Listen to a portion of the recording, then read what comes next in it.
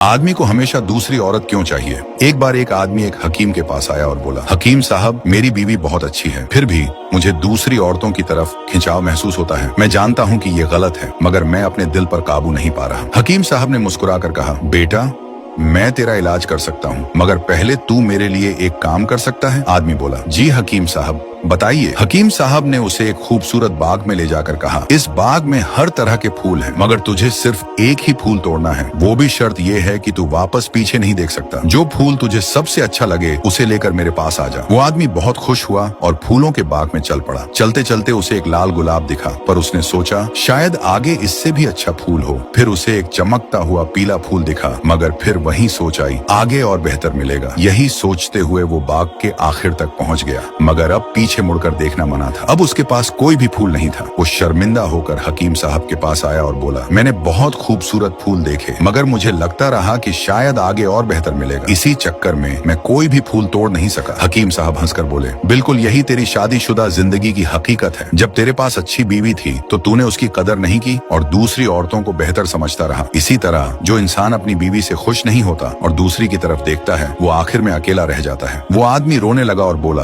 अब मैं समझ गया हकीम साहब, काश मैंने शुरू में ही उस गुलाब को चुन लिया होता। अल्लाह ताला हमें अपनी बीवी और अपनी नियामतों की कद्र करने की तौफीक दे। आमीन।